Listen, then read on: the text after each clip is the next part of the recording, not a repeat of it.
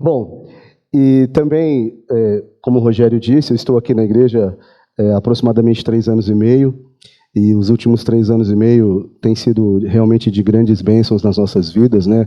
Nós fomos acolhidos aqui quando chegamos, eu, minha esposa, minha filha, e temos sido acolhidos até hoje, então é um privilégio do Senhor poder estar aqui.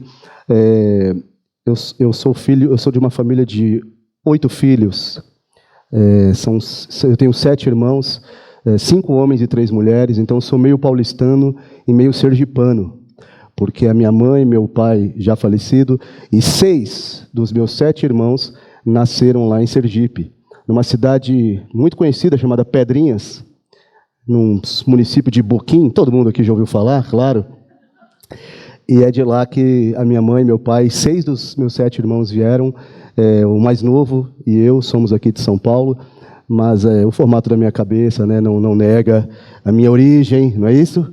Então é uma bênção do Senhor poder estar aqui também. A Simone já balança a cabeça e fala, não fala isso.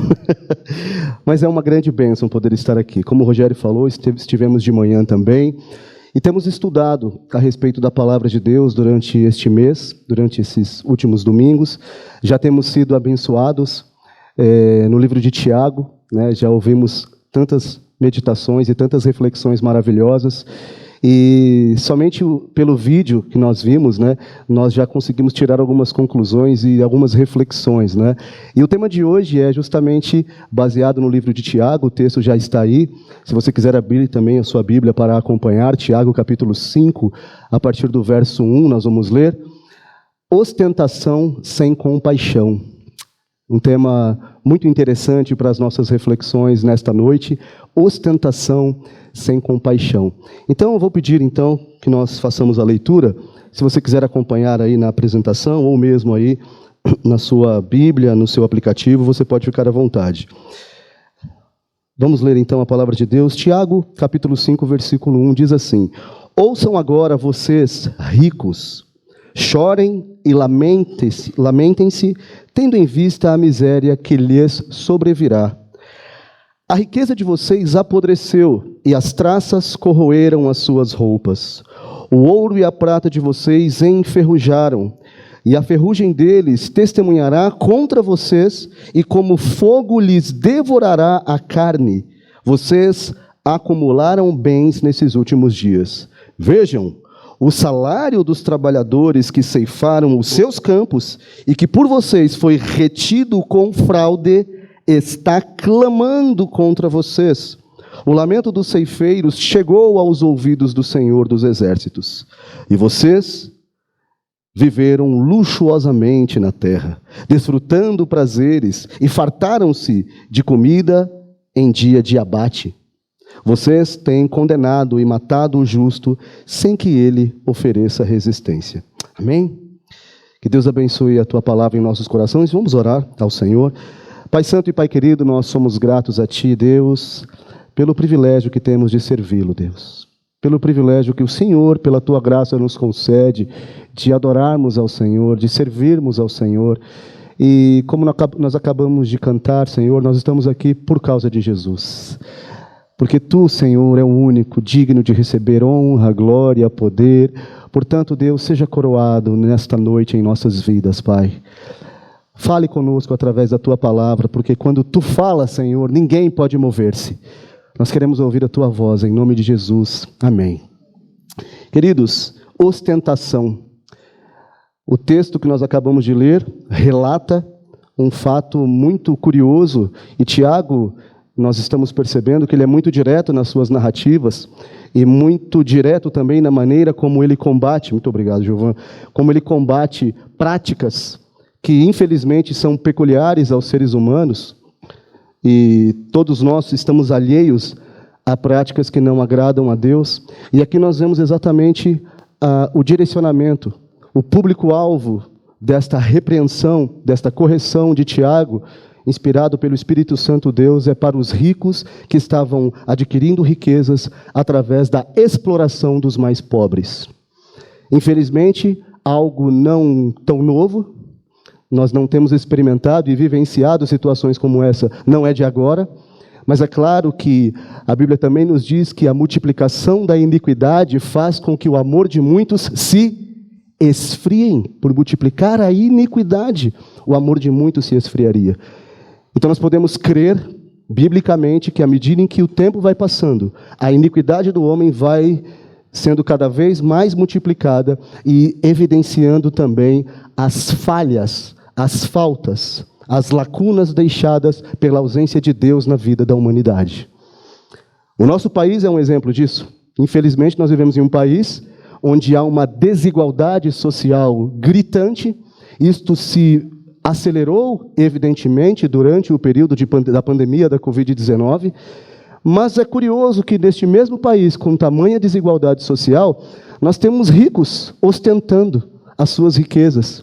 Nós temos pessoas vivendo aqui no Brasil como se estivessem na Dinamarca, David, como se estivessem na Noruega, e que não houvesse ao seu lado pessoas passando necessidade. Pois bem, este cenário que nós acabamos de ler aqui, nos primeiros 6 versículos do capítulo 5 de Tiago, ilustra exatamente isso. E aí eu tomei o cuidado de olhar qual é o significado de ostentação. Nós sabemos, mas é sempre bom nós termos uma base do dicionário, e nós chegamos ali ao seguinte conceito: ostentação ou ostentar significa exibir-se com ostentação, mostrar-se de maneira exibicionista ou com aparato, alardear. Algumas aplicações: ostentou conhecimento, nunca conseguiu ficar rico porque tinha prazer em ostentar. A diretora ostentava-se orgulhosa. E nós sabemos que a ostentação ela está muito ou diretamente associada ao egocentrismo. Quem tem uma inclinação a ostentar algo, invariavelmente está muito preocupado com a sua própria imagem, com o seu próprio benefício, até pensa no outro, mas não no sentido de compaixão, mas no sentido de mostrar que é melhor, mostrar que por ter algo ou ser algo é superior àquela outra pessoa.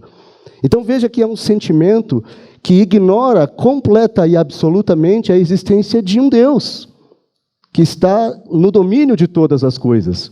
Então pessoas que normalmente têm uma tendência, uma inclinação a ostentar, são pessoas que estão sempre ignorando a existência de um Deus poderoso que domina e que olha para os justos e para os injustos também.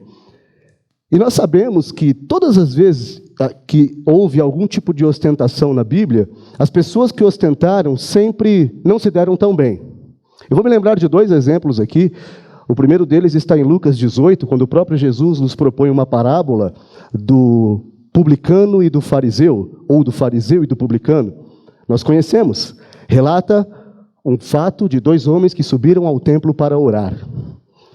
O fariseu, com toda a pompa e circunstância, foi lá e orou, e ele orou da seguinte forma: Senhor, tem misericórdia de mim, porque me abençoe porque eu sou melhor, eu não tenho roubado, não tenho adulterado, sou superior a essas pessoas todas, inclusive a este publicano que está aqui ao meu lado.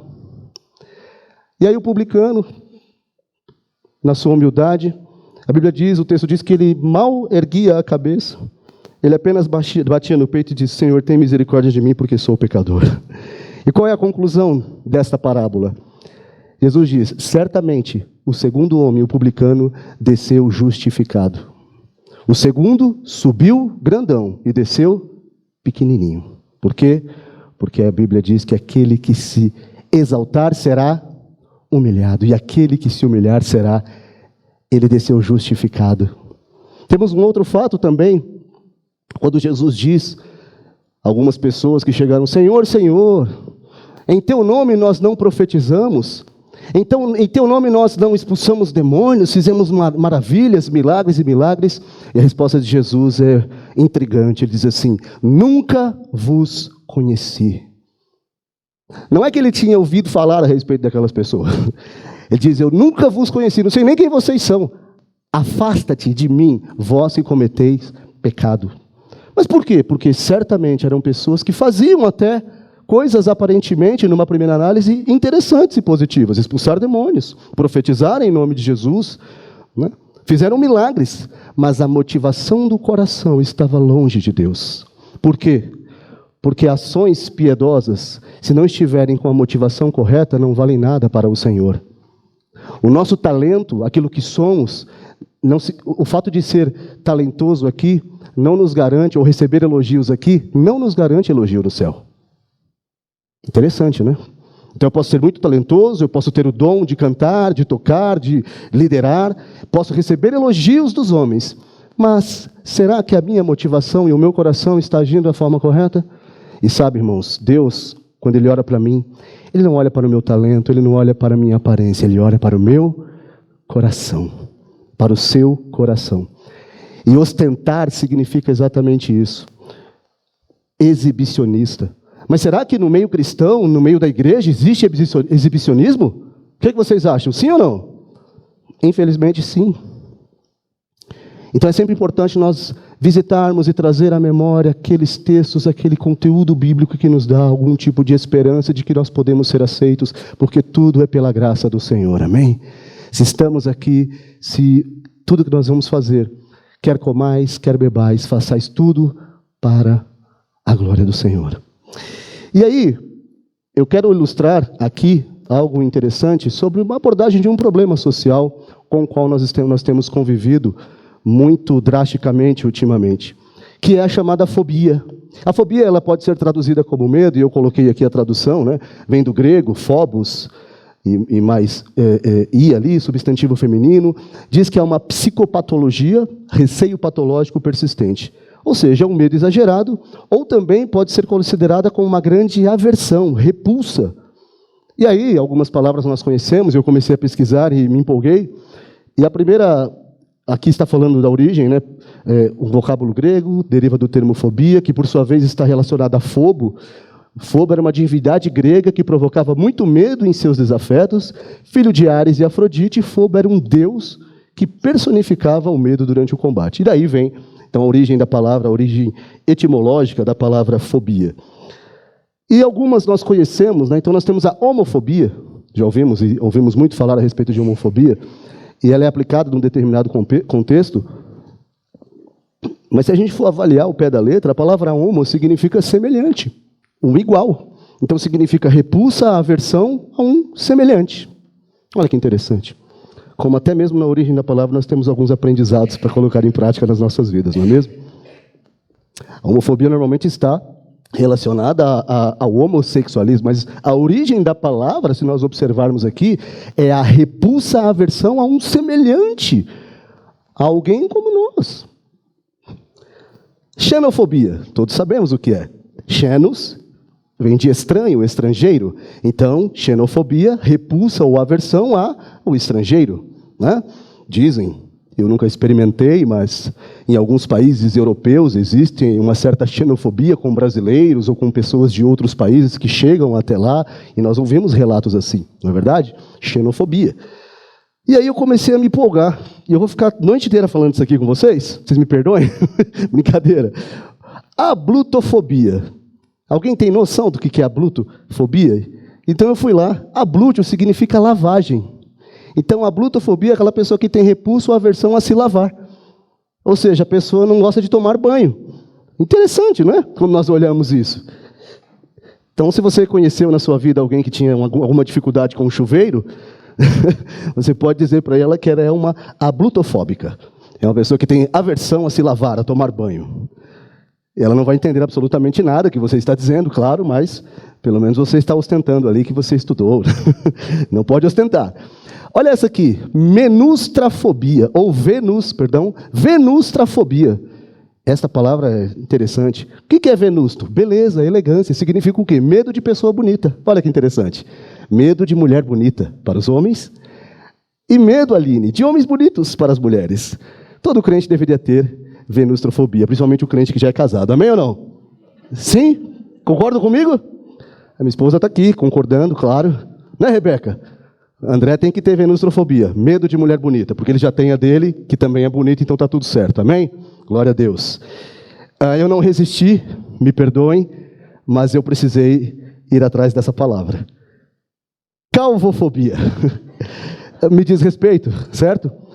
Mas de alguns aqui também, não estou sozinho nessa. Você acredita nisso, rapaz? Eu achei que não existia esse negócio. Você sabia já? Olha só, que coisa interessante. Naná, olha nós aí. Estamos representados. Veja, calvofobia. A diferença, a gente é chique, tá? Todas as que eu coloquei aqui vêm do grego, Marquinho. A nossa vem do latim. Tá pensando o quê? A gente é chique demais. Ó. Do latim, calvus, que significa desprovido de cabelos. Nós poderíamos aplicar num contexto de pessoa que tem medo de ficar careca, mas também pode ser repulsa à careca. Pessoas que têm aversão à careca. E aí depois eu fiquei pensando, será que aquelas festas que não me convidaram tem a ver com calvofobia? A pessoa olhava para... Eu conheci uma moça que trabalhou comigo que ela tinha fobia de anão. Sério. Ela via um anão, ela falava, ai meu Deus. Ela ficava comigo, gente, mas deixa o anão. Vai fazer. Ai, mas eu tenho fobia de anão. Eu não sei se existe. A nanofobia, talvez? Nanofobia? Eu estou imaginando aqui coisas. Mas o foco da nossa reflexão aqui tem a ver com riquezas mal administradas, riquezas adquiridas de forma ilícita, mal empregadas na base da exploração. E a palavra que eu quero compartilhar com vocês aqui é um neologismo. Inclusive, eu esqueci de falar de manhã. Aliás, de manhã eu esqueci tanta coisa, vocês não estão entendendo. E olha que eu falei, né, rapaz? Mas esse conceito foi cunhado por uma filósofa espanhola chamada Adela Cortina, lá da Universidade de Valência. Então, se você pesquisar essa palavra, você vai identificar lá. Aporofobia. É um neologismo, uma palavra nova, né? Ela foi contemplada como a palavra do ano em 2017, lá na Espanha. Aporofobia. Legal, mas o que significa? Aporos, pobre, desamparado. Ou seja, nós estamos falando aqui de repúdio ou aversão ou desprezo pelos pobres ou desfavorecidos. Como pode isso? Sim. Hostilidade para com pessoas em situação de pobreza ou miséria. Então veja a que ponto a perversidade do homem pode chegar. Pessoas que têm horror a pobre. Tinha um seriado no passado, né, Cidinha? Sai de Baixo, você lembra? Que tinha o Caco Antibes. O que ele falava? Tem horror a pobre, né? Pois é, o Caco Antibes ele era um aporofóbico. Claro que era um personagem, né? Era um programa de humor e nós tolerávamos isso, mas infelizmente é uma abordagem de um problema social com o qual nós estamos convivendo. E nós, como igreja, precisamos estar atentos a isso. Um certo ministro de um certo país, em uma fala muito triste, ele chegou a declarar, Lucas, num determinado momento, falando do câmbio, né, da desvalorização do real e do dólar, enfim, dizendo que na época, lá atrás, quando o real estava mais valorizado, era uma bagunça. Até as empregadas domésticas estavam indo para a Disneylândia. Talvez você ouviu isso. Triste, infeliz, mal colocado, não é? Mas esta é é uma frase, é uma atitude de uma pessoa que tem aversão a pobre. Porque o pobre, a doméstica, não tem o direito de ir para a Disneylândia. Só nós que somos ricos. Só nós que somos da elite. Veja a aporofobia aí. E aí a gente podia falar que é velada. Velada coisa nenhuma. Revelada, escancarada. Lembro de um outro fato durante a pandemia, lá no Rio de Janeiro, no bairro do Leblon, os fiscais que estavam ali, né, tentando, com muito esforço, coitados, diminuir as aglomerações para que o vírus não se espalhasse. Chegou até um casal e o fiscal disse era um casal e disse para o outro, tudo bem, cidadão. E a esposa disse assim, cidadão não, engenheiro civil, formado, melhor do que você. Vocês acompanharam isso também, sim? Ou foi só eu? Acompanharam? Normalmente, esse tipo de fala, esse tipo de postura, esse tipo de comportamento leva a algumas consequências não tão positivas. Inclusive o casal citado, tanto a moça quanto o engenheiro civil formado melhor do que nós, foram demitidos dos seus respectivos trabalhos. Porque a sociedade, de alguma maneira, clama por justiça, mas a igreja precisa se colocar nesse papel, amém ou não? A igreja precisa se colocar nesse papel de sermos clamadores de justiça, porque a Bíblia diz: bem-aventurado aqueles que têm fome e sede de justiça, porque serão fartos. Então nós temos que orar. Eu disse de manhã e vou repetir aqui, nós estamos agora no momento, no pleito eleitoral, os candidatos estão se revelando, e nós vivemos um momento no país no qual nós estamos vivendo, um momento de política binária. Então, se você é a favor de A, automaticamente você é contra B, ou se você é a favor de B, automaticamente o rotulam como contra o A, quando na realidade não é assim que deve ser, não deveria ser, mas infelizmente isso também tem a ver com a impiedade do homem, e o Brasil está nesse contexto por causa disso. Mas o papel da igreja é clamar por justiça, independente de quem esteja assentado na poltrona ou na cadeira da presidência da República, amém, igreja? Este é o nosso papel. Quem quer que esteja lá deve ser alguém justo, e este é o papel da igreja, orar pelos nossos governantes. Certo? Vamos a seguir, então, dentro dessa questão da ostentação sem compaixão, baseado em Tiago, capítulo 5, versículo 1 a 6. O primeiro ponto, a questão do dinheiro em relação à origem. Então, a origem precisa ser idônea. Então, como a riqueza foi adquirida? O texto proposto ali, 5,4, diz: o salário dos trabalhadores que ceifaram os seus campos e que por vocês foi retido com fraude, vocês têm condenado e matado o justo.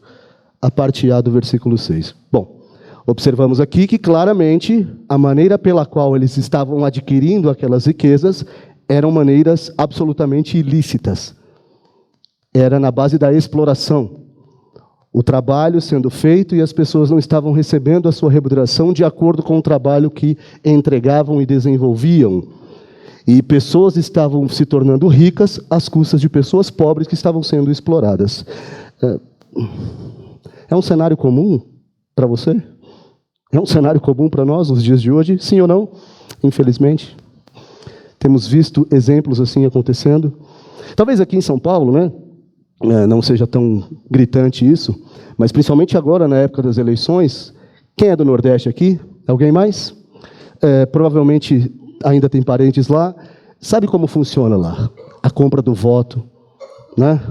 O voto em troca de um prato de comida, de uma cesta básica, ou até mesmo de um punhado de água, e os votos vão acontecendo. Então, as ilicitudes estão espalhadas por todos os locais. Então, nós podemos refletir que, em primeiro lugar, a Bíblia não proíbe o homem de ser rico, desde que essa riqueza venha como fruto da bênção de Deus e do trabalho honrado. Amém? Não há problema. Aqui, no contexto, Tiago não está atacando o fato de serem ricos, mas o fato de terem adquirido a riqueza de forma ilícita. Este é o ponto principal. E é curioso, porque a Bíblia está repleta de trechos que falam sobre a riqueza que provém de Deus. Em 2 Crônicas, Davi, ele diz: riquezas e glórias vêm de ti, tu dominas tudo, nas tuas mãos há força e poder. Então veja, a riqueza, ela, sem dúvida nenhuma, alcançada e conquistada de maneira idônea, honesta e correta, ela é uma bênção de Deus nas nossas vidas. É o fruto do trabalho honesto. E Deus honra quem trabalha honestamente. E sim, é perfeitamente possível e alcançável a riqueza através do trabalho digno. Por quê? Porque é um fruto da bênção do Senhor. O grande problema é, de que maneira estes homens estavam adquirindo esta riqueza? E aí o texto da palavra de Deus nos diz, olha o alerta, lá em Amós diz assim: por 3 transgressões de Israel, claro que aplicado para Israel, mas perfeitamente aplicável para os nossos dias, e ainda mais por 4 não anularei o castigo. Naquela época, vendiam por prata o justo e por um par de sandálias o pobre. Pisam sobre a cabeça dos necessitados como pisam no pó da terra e negam justiça ao oprimido. E o texto segue: agora então eu os amassarei como uma carroça amassa a terra quando carregada de trigo. Nem mesmo o ágil escapará, o forte não reunirá suas forças, e o guerreiro não salvará sua vida. Amós 2, 6, 7a e 13 e 14. Veja, Deus, na sua infinita justiça, está olhando para este tipo de injustiça. E por mais que nós achemos que não, ele continua controlando o mundo, amém? Então as injustiças do nosso tempo presente não estão sendo ignoradas pelo Senhor. A injustiça do tempo presente não estão sendo ignoradas pelo nosso Deus, dominador de todas as coisas. Em segundo lugar, conquistar riquezas de forma ilícita terá como consequência, como acabamos de ver, o inevitável juízo de Deus. O texto de Tiago começa dizendo: ouçam agora vocês ricos, chorem e lamentem-se, tendo em vista a miséria que lhes sobrevirá. E se a palavra de Deus está dizendo, eu e você devemos crer, amém? Esses homens não ficarão impunes.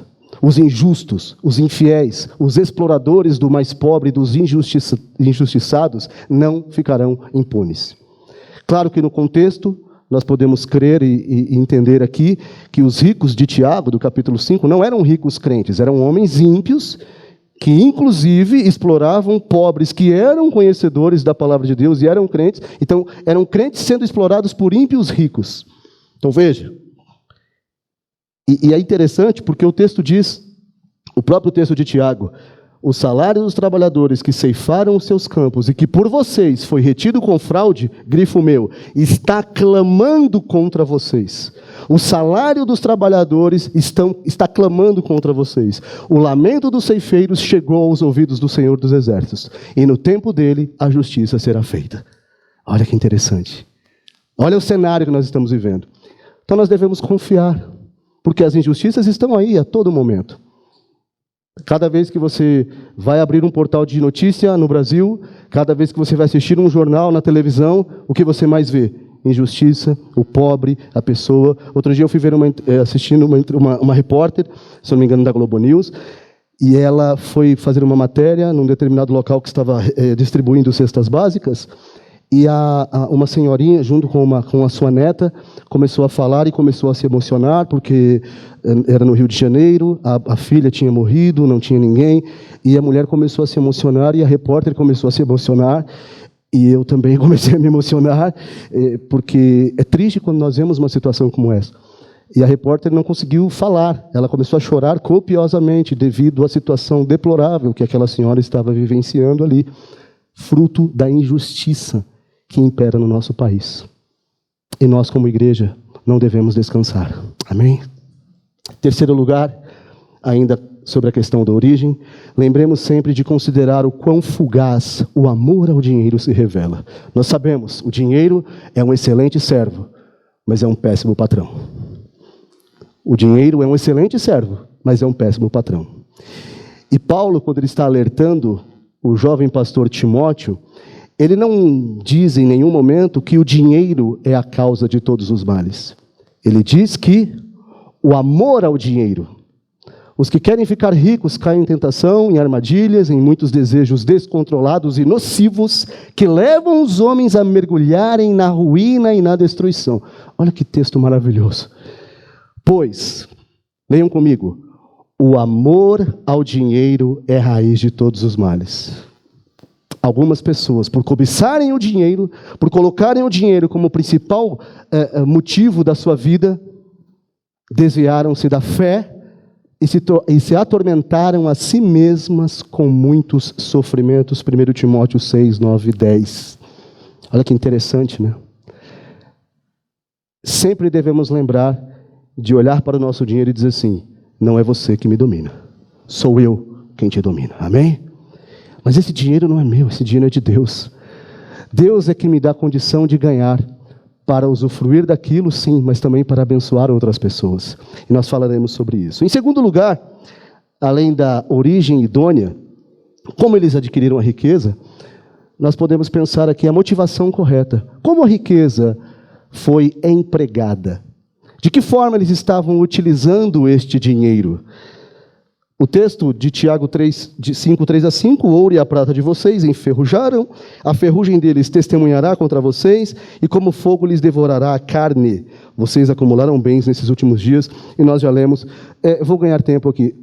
Aqui diz que o ouro e a prata de vocês enferrujaram, nos dá uma ideia de que eles armazenaram e acumularam, e eram tão acumuladores das riquezas alheias, que chegou ao ponto do ouro e a prata enferrujar, ou seja, as riquezas elas não estavam sendo utilizadas, ao ponto de se enferrujarem. Olha que coisa interessante.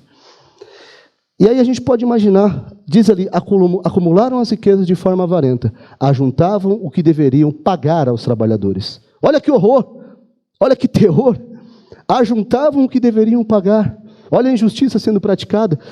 Tem um texto da palavra de Deus que diz assim, nós vamos lembrar, então lhes disse, cuidado, fiquem de sobreaviso contra todo tipo de ganância. A vida de um homem não consiste na quantidade dos seus bens. Então, Jesus contou aquela parábola conhecida, a terra de certo homem rico produziu muito bem. E aquele homem pensou, o que vou fazer? Não tenho onde armazenar minha colheita. Ele poderia abençoar os pobres, né? Mas ele resolveu, já sei o que eu vou fazer. Vou derrubar os meus celeiros, vou construir outros maiores, e ali guardarei toda a minha safra e todos os meus bens. E aí eu vou dizer para mim mesmo, olha o ego, olha a ostentação. Você tem grande quantidade de bens armazenados para muitos anos. Descanse, coma, beba, alegre-se. Não se importe com ninguém, não se importe com nada. Eu estava ouvindo um testemunho esses dias, Rosi, e o pastor estava dizendo assim, todo crente, quando for participar, estar em um enterro ou velando alguém, deveria sempre observar se ali existe algum carro de mudança. E por que ele falou isso? Por quê? Por que no enterro não tem carro de mudança? Porque daqui nós não levamos absolutamente nada. E aquele conceito de caixão não tem gaveta, né? Já ouviram isso? Caixão não tem gaveta. Por mais que eu acumule riquezas, no dia da minha morte, nada do que eu acumulei será benefício para mim. E aí, contudo, Deus lhe disse, insensato. Claro que isso é uma insensatez. Falta senso. Esta mesma noite a sua vida lhe será exigida. Então, quem ficará com o que você preparou? Assim acontece com quem guarda para si riquezas, mas não é rico para com Deus. Lucas 12, 15 a 21. E em terceiro lugar, o emprego, a motivação certa, como a riqueza foi empregada. Estou no segundo ponto, né? Mantiveram os necessitados longe do benefício de suas riquezas, armazenavam o salário que deveriam pagar aos trabalhadores, e aí dois textos para apoiar, tanto quem oprime o pobre para enriquecer-se, como quem faz cortesia ao rico, com certeza passarão necessidade. E o outro texto de Provérbios 22 e 23, não explore os pobres por serem pobres, nem oprima os necessitados no tribunal, pois o Senhor será o advogado deles e despojará da vida os que os despojarem. Cada texto que nós lemos aqui, nós podemos ter a convicção de que Deus está olhando para as injustiças do mundo. E Ele não está de braços cruzados. Agora sim, em terceiro lugar, eles estavam vivendo na luxúria, enquanto os pobres estavam morrendo, cometiam injustiça e eram insensíveis às necessidades dos pobres. É curioso porque quando nós olhamos para esse princípio aqui, e lá em Tiago 5,5 diz isso, né? Vocês viveram luxuosamente na terra, desfrutando prazeres e fartaram-se de comida em dia de abate. Então, pessoas estavam morrendo até, nós podemos imaginar, até mesmo de fome, sem ter o que comer, enquanto meia dúzia ali estavam se fartando. Tem um cenário interessante que eu quero compartilhar com vocês. Hoje, no mundo em que nós vivemos, os ricos, né, eles estão se tornando cada vez mais opulentos e os pobres cada vez mais desesperados. Tem um dado que diz que 50% das riquezas do mundo estão nas mãos de apenas algumas centenas de empresas. Olha o mundo que nós estamos vivendo, olha a desigualdade gritando nos nossos ouvidos. Há empresas mais ricas que alguns países. A General Motors é mais rica do que a Dinamarca. Uau! A Toyota é mais rica do que a África do Sul. A Ford é mais rica do que a Noruega. O Walmart é mais rico do que 161 países. E aí você pensa, o que está acontecendo com o mundo? Que mundo é esse que nós estamos vivendo? Sede de justiça que nós devemos clamar. Vivendo de forma luxuosa. Vocês lembram a parábola, a história do rico e do Lázaro? É uma ilustração perfeita, né? Havia um homem rico que se vestia de púrpura, linho fino, vivia no luxo todos os dias, de forma nababesca. Diante do seu portão fora deixado um mendigo chamado Lázaro, coberto de chagas, e este homem ansiava comer o que caía da mesa do rico. Em vez disso, os cães vinham lamber as suas feridas.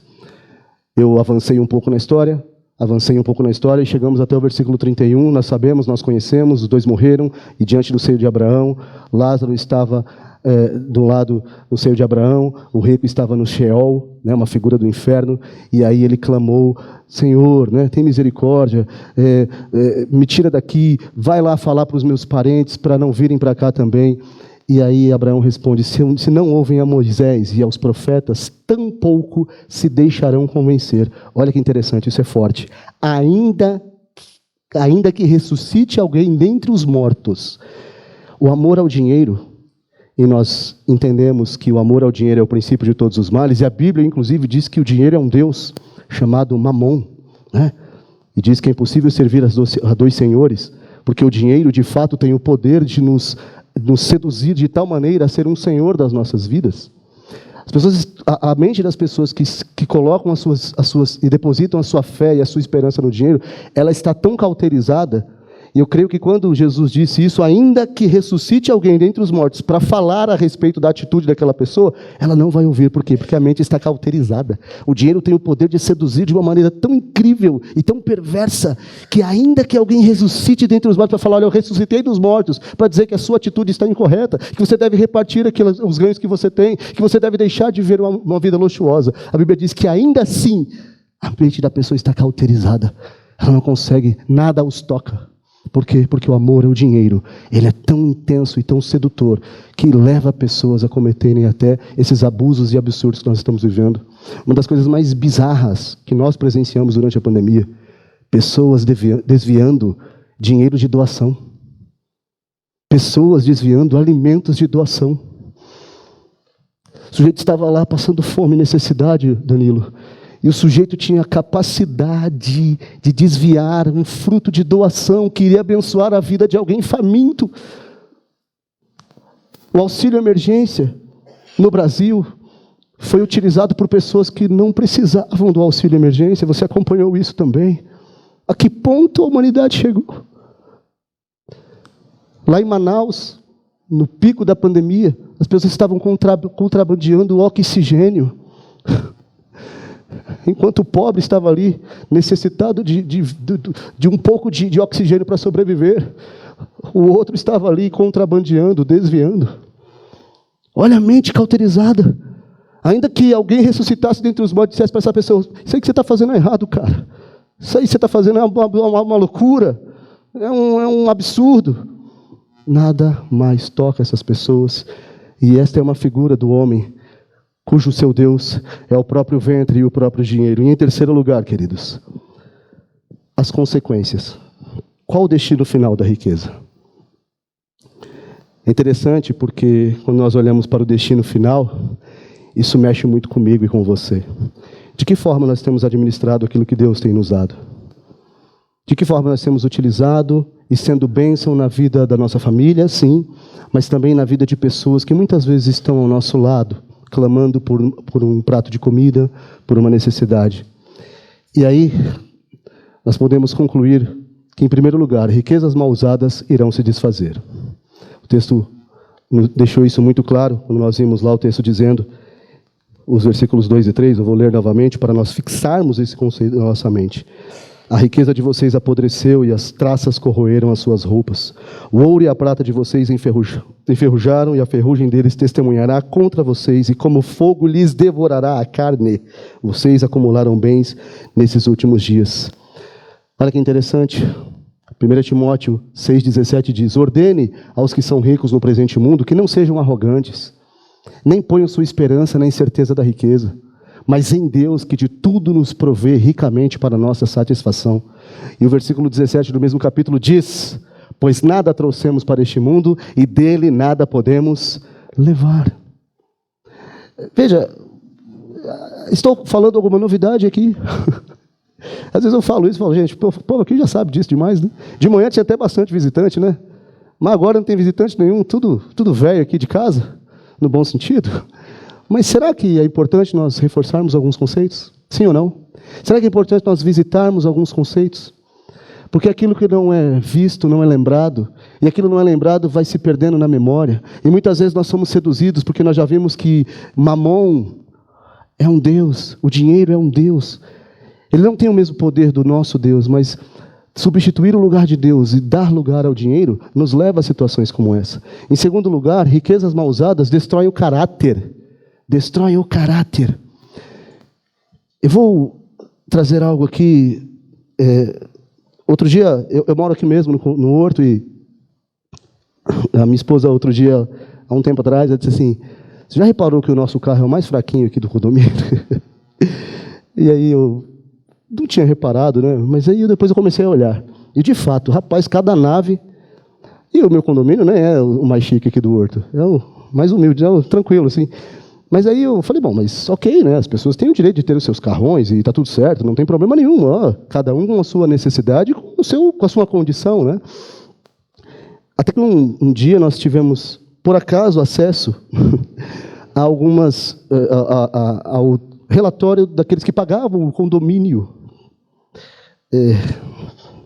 Vocês podem imaginar a nossa surpresa. Pessoas que desfilavam com carrões nunca tinham pago o condomínio, morando 3 anos no apartamento. E aí você, poxa, e claro, obviamente, né, isso não é da minha conta, né? Poxa, Ricardo, está tomando conta da vida dos outros, né? Calma, não me julguem, por favor. Foi despretensiosamente que nós chegamos a esta informação. Mas aí, depois de termos acesso a essas informações, nós chegamos a um princípio, a um conceito. Veja, nós, para a glória de Deus, não devemos o condomínio. E vamos continuar assim, né? Então, ainda que o nosso carro seja o mais humilde, amém por isso, graças a Deus por isso. Porque é isso que Deus nos deu e é assim que nós devemos administrar. Não adianta acumular. Por quê? Porque muitas vezes a ostentação fala mais alto. Então, em nome de uma ostentação, em nome de um carro do meu lado superior ao meu, não vou admitir isso. Como assim? Eu vou chegar amanhã com um carrão igual. Para quê? Fugaz. Fugalidade do dinheiro. De acumular. Quando na realidade o nosso foco deveria ser abençoar o outro. E é sobre isso que eu quero falar, desse terceiro ponto. Antes vamos ler um texto aqui de riquezas mal usadas destroem o caráter. Não confiem na extorsão, nem ponham a esperança em bens roubados. Se as suas riquezas aumentam, não ponha nelas o coração. Olha que interessante. Por que o coração? Porque o coração é enganoso e perverso, como diz Jeremias 17:9. E é do coração que brota todos os males. Olha que interessante, como a Bíblia é maravilhosa. A boa reputação vale muito mais do que grandes riquezas. Desfrutar de boa estima vale mais do que prata e ouro. Um bom nome vale mais do que muito dinheiro. Amém, igreja? Um nome honrado. Poder andar de cabeça erguida. Poder colocar, Brunão, a cabeça no travesseiro e dormir tranquilamente, até roncar, como minha esposa sempre reclama que eu ronco. Eu não acho isso, nunca ouvi. Porque estou dormindo, claro. E o terceiro ponto vai diretamente no nosso coração. Riquezas mal usadas revelam a perda de uma grande oportunidade. Queridos, nós aprendemos que tudo que Deus nos dá, seja talentos, sejam dons, aptidões, facilidades, não é para apenas o nosso próprio benefício, para nós nos colocarmos numa posição de destaque. Olha, ele sabe fazer. Olha como ele é bom. Olha como Davi toca bem. Ele até gosta de ouvir isso, mas eu tenho certeza que essa não é a principal motivação e não deve ser. Você toca bem mesmo, viu? Não é apenas uma ilustração. Gostei do solinho ali no começo, top. Mas nós aprendemos que o talento, aquilo que Deus nos dá, é fundamentalmente para abençoar o outro. Já parou para pensar nisso? O pé de manga não come a manga. Que é óbvio, né, Ricardo? Até uma criança sabe disso, né? Sim, mas você já parou para pensar? O fruto é para benefício do outro. O sol não brilha para si. O crente não deve receber mérito, mas deve abençoar o outro. Se Deus me deu o dom, que eu nem acho que eu tenho, de cantar, não é para eu me colocar como o Frank Sinatra da igreja. A motivação está errada. É para que eu possa ser, de alguma forma, bênção na vida de cada um que chega até aqui. É para que eu possa ser bênção na vida das outras pessoas. Se o Nailson tem o dom de administrar, e o Claudinho, e a Marcela, né, e o Luan, toda essa questão multimídia, não é para benefício deles, é para abençoar a igreja, amém? Então, o que eu tenho não é para o meu benefício, Danilo, é para abençoar o outro. Se você tem o dom de pregar, pregue, mas não para ganhar méritos, honrarias, porque isso é fugaz. Porque a motivação correta é: eu quero ser uma bênção na sua vida, Daniel. Eu quero que Deus use a minha vida, não para o meu próprio mérito, para ostentar o fato de eu estar aqui hoje, não. Mas para que, de alguma forma, alguém possa ser abençoado através da minha vida. E já que nós estamos falando de dinheiro, queridos, riquezas mal usadas revelam a perda de uma grande oportunidade. Porque até mesmo o dinheiro que eu tenho não é apenas para o meu usufruto, para o meu benefício, mas é também para abençoar a vida de outros. Porque a expectativa de Deus, Diogão, sabe qual é? É que eu seja apenas um canal de bênção nas vidas das outras pessoas. Eu, como um escolhido do Senhor, eu tenho que ser canal de bênção, Giovana, na vida das pessoas que estão à minha volta. Se eu tenho muito tempo disponível, eu tenho que dispor do meu tempo para abençoar o outro. Se eu tenho recursos financeiros, e Deus tem me dado recursos financeiros, eu tenho que entender que eu preciso ser um canal para que o recurso passe por mim, mas que chegue ao necessitado. Então, quando eu tenho esta noção, a expectativa de Deus em relação à mordomia, à administração do recurso que Ele tem me dado, é suprida. Então Deus vai continuar me abençoando, Johnny. Por quê? Porque eu tenho sido abençoador. E todo abençoado deve ser um abençoador, amém? Então é maravilhoso a gente pensar com esta mente: Deus tem me dado para que eu não retenha a bênção para mim, mas que eu compartilhe com as pessoas que estão à minha volta. Se eu conheço o Evangelho, o que eu tenho que fazer? Falar do Evangelho. Eu não posso guardar o Evangelho para mim e dizer assim: não, só eu que quero. Não! E com dinheiro da mesma forma. E aí tem muitas pessoas que dizem assim: poxa, mas eu não tenho dinheiro. Mas de que forma você tem administrado aquilo que Deus tem lhe dado? Então é interessante, quando o dinheiro passa por mim e chega à vida das outras pessoas, a expectativa de Deus é assim: eu vou continuar dando. Por quê? Porque Ele vai continuar abençoando. Mas o dia que eu reter, no dia que eu segurar, que eu acumular e viver de forma luxuosa para o meu próprio mérito e para o meu próprio benefício, eu corro o risco de Deus dizer assim: ele não está sendo um canal de bênção. Ele está retendo aquilo que eu estou dando para ele. E já que ele está retendo, eu vou deixar de dar. Eu vou deixar de abençoar. Eu vou deixar de conduzir este homem. Para encerrar, queridos, uma frase aqui do Hernandes Dias Lopes diz: pense bem no que poderia ser feito com essa riqueza acumulada de forma avarenta. Enquanto isso, os irmãos do louvor podem chegar. Pobres poderiam ser assistidos, o reino de Deus expandido, o salário dos ceifeiros pago. O que esses ricos guardaram, perderam, olha que interessante, a história diz, anos depois, quando Roma começou a perseguir os judeus. Ou seja, tudo que eles acumularam não valeu de nada. O dinheiro não deve ser uma arma para controlar e dominar os outros, mas um instrumento para ajudar os necessitados. Olha que frase maravilhosa. O que guardamos, perdemos. O que damos, retemos. O que guardamos, perdemos.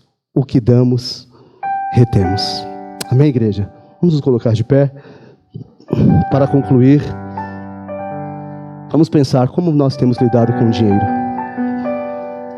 Ele é nosso dono ou nosso servo? Nosso coração tem confiado na provisão ou no provedor? Olha que interessante. Muitas vezes nós estamos deixando de confiar na provisão, no provedor, para confiar na provisão. Invertemos as ordens. Temos usado nossos bens para ajudar as outras pessoas que precisam. E finalmente, estamos ostentando sem nos compadecer? Ostentação sem compaixão? Que Deus nos abençoe. Amém? Que Deus abençoe a sua palavra em nossos corações.